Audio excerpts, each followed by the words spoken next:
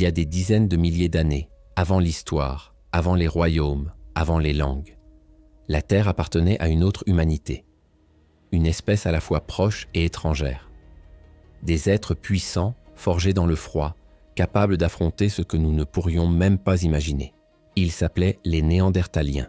Pendant plus de 350 000 ans, ils ont survécu à des hivers interminables, aux bêtes géantes, à la faim, aux vents coupants venus du nord. Leur monde n'avait ni confort, ni refuge. Chaque jour était une épreuve. Et pourtant, ils régnaient sur elle l'Europe et elle Asie occidentale avec une endurance et une intelligence que la science commence seulement à redécouvrir. Car derrière leur image de brute primitive se cachait une société structurée, inventive et même sensible. Leur apparence était trompeuse. À distance, un néandertalien pouvait ressembler à un homme moderne vêtu de peaux épaisses. Mais en s'approchant, tout changeait. Leur corps était plus compact, leur ossature plus lourde, leur musculature si dense que certains paléontologues comparent leur force à celle d'un athlète olympique. Un mâle adulte pesait près de 90 kg pour une taille moyenne de 1,65 m, mais chaque fibre de son corps était pensée pour résister. Les os étaient presque 2 fois plus épais que les nôtres, leur cage thoracique plus large, leur colonne plus robuste, leurs genoux renforcés pour supporter des charges extrêmes. Leur simple démarche sur un sol gelé faisait vibrer la terre. Ces hommes et femmes vivaient dans un monde où la survie dépendait du courage. Ils chassaient le rhinocéros laineux, l'élan géant, le bison ou le mammouth. Pas à distance, comme nous le ferions avec un arc ou un fusil, non.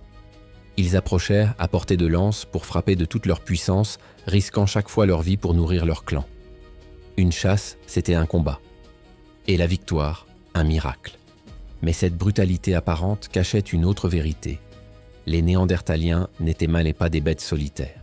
Ils prenaient soin les uns des autres. Les squelettes retrouvés montrent des individus grièvement blessés, membres brisés, orbites vides, mâchoires déformées, ayant survécu des années après leurs blessures. Cela veut dire qu'on les nourrissait, qu'on les protégeait, qu'on les aimait. Dans un monde de glace, ils avaient inventé l'entraide. Et c'est peut-être là que commence quelque part notre propre humanité. Pour survivre à l'âge glaciaire, il ne suffisait pas d'être fort. Il fallait être fabriqué pour le froid, sculpté par la nature elle-même. Et c'est ce qu'étaient les Néandertaliens. Des chefs-d'œuvre d'adaptation. Leur corps était une forteresse biologique. Leur cage thoracique, large comme un tonneau, abritait des poumons gigantesques, 40% plus grands que les nôtres. Leur respiration, plus rapide, plus profonde, réchauffait l'air glacial avant qu'il n'atteigne les bronches. Leurs narines, larges et allongées, agissaient comme un filtre naturel. Chaque inspiration transformait l'air mortel des toundras en souffle de vie. Mais cette anatomie puissante avait un prix. Leurs jambes, épaisses et courtes, n'étaient-elles pas faites pour courir longtemps. Là où Homo sapiens s'est bâti sur l'endurance, eux régnaient sur la puissance. Des sprinteurs de glace.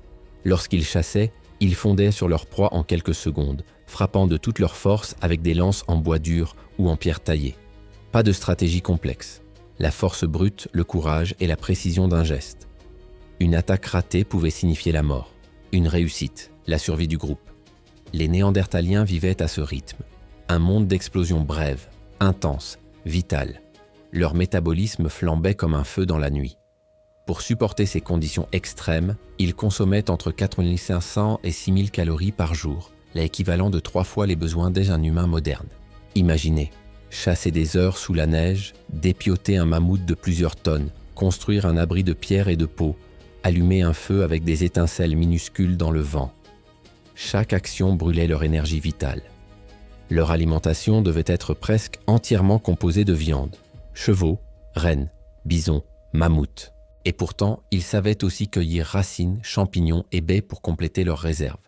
Leurs os racontent une vie de choc et de résistance. Beaucoup portèrent des fractures guéries, preuve d'une récupération impressionnante. Leur seuil de douleur devait être inimaginable. Certains chercheurs ont retrouvé les restes d'un homme âgé, aveugle d'un œil, amputé d'un bras, souffrant d'arthrite sévère, mais encore vivant plusieurs années après ses blessures. Cela signifie qu'on ne le laissait pas mourir. On le soignait, on le nourrissait, on le gardait près du feu. Dans la rudesse absolue, ils avaient inventé la solidarité. Ces hommes n'étaient pas de simples bêtes musclées. Leur puissance n'était pas seulement physique, elle était collective. Chaque clan, petit mais uni, formait une meute humaine. Ensemble, ils bâtissaient des abris de pierre et de bois, partagèrent la viande, gardèrent les enfants et enterrèrent leurs morts. Sous la glace, ils avaient appris à vivre non pas seuls, mais ensemble. Sous leur front massif, les Néandertaliens cachaient un secret qui allait bouleverser tout ce que l'on croyait savoir sur eux. Leur cerveau était plus grand que le nôtre. En moyenne, près de 1600 cm3 de matière grise, un record dans toute l'histoire humaine. Mais la taille ne faisait pas tout. Leur cerveau N n'était pas organisé comme le nôtre. Il était taillé pour un autre type d'intelligence, moins tourné vers l'abstraction, plus vers la perception, la mémoire sensorielle, la coordination et la stratégie instinctive. Les lobes occipitaux, qui contrôlent la vision, étaient gigantesques. Les bulbes olfactifs, responsables de l'odorat, surdéveloppés. Leur monde n'était pas celui du langage écrit, mais celui des sens. Ils voyaient mieux, sentaient plus fort, entendaient plus loin. Leurs yeux, 15% plus grands que ceux des Homo sapiens, perçaient à la nuit comme ceux d'un prédateur. Imaginez les longues nuits glaciales où la lumière de la lune se reflète sur la neige. Là où nous ne verrions que l'ombre, ils distinguaient chaque relief, chaque mouvement. Leur odorat leur permettait de repérer un troupeau, un cadavre ou un prédateur à des centaines de mètres. Ce que nous aurions appelé instinct animal était chez eux une forme d'intelligence pure, enracinée dans la survie. Mais derrière ces aptitudes sensorielles, il y avait aussi une pensée symbolique, une étincelle d'âme. Pendant des décennies, on a refusé d'y croire. Comment des brutes primitives auraient-elles pu rêver? Et pourtant, les preuves s'accumulent. Dans les grottes d'Espagne et de France, on a retrouvé des coquillages colorés, des pigments rouges et noirs, des fragments d'ocre broyés, des os gravés de motifs. Certains Néandertaliens peignaient peut-être leur peau ou celle des morts. D'autres décorèrent des objets.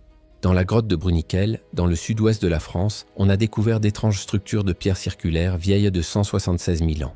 Des stalagmites cassés, disposés en cercle dans une obscurité totale. Ce n'était ni un abri ni un piège. C'était un lieu symbolique, un sanctuaire. Ils maîtrisaient le feu, fabriquaient des outils complexes et enterraient leurs morts. Certains corps ont été retrouvés entourés de fleurs fossilisées ou d'objets disposés avec soin. Cela signifie qu'ils honoraient les disparus, qu'ils comprenaient la mort, et peut-être qu'ils la craignaient. Un Néandertalien assis devant un feu pouvait contempler les flammes comme nous le faisons encore aujourd'hui. Dans cette lumière vacillante, il y avait peut-être une prière, un souvenir, un espoir. Les Néandertaliens n'étaient pas des bêtes. Ils étaient des penseurs, des artistes, des êtres de chair et d'esprit. Et leur intelligence, bien que différente, était peut-être l'une des plus grandes jamais portées par un être humain. Pendant près de 300 000 ans, les Néandertaliens ont régné sur l'Eurasie. Ils ont affronté les bêtes géantes, les glaciers mouvants, la faim et la solitude. Et puis un jour, quelque chose changea. Depuis les plaines d'Afrique, un nouvel être apparut. Homo sapiens. Plus mince, plus agile, doté d'un langage articulé, d'une organisation sociale plus vaste, d'une créativité sans limite. Les deux humanités allaient se croiser, s'observer, puis se mêler. Au début, les rencontres furent sans doute rares. Deux espèces humaines séparées par des forêts, des montagnes et des peurs. Mais peu à peu, les territoires se chevauchèrent. Les sapiens suivaient les troupeaux vers le nord, tandis que les Néandertaliens, poussés par la faim, redescendaient vers les zones plus tempérées. Et sur ces terres glacées d'Europe, il y eut un face-à-face. Pas forcément une guerre, mais une lente compétition pour la survie. Les Homo sapiens étaient du plus nombreux, capables de communiquer à grande échelle, de planifier des chasses collectives, de transmettre des savoirs complexes.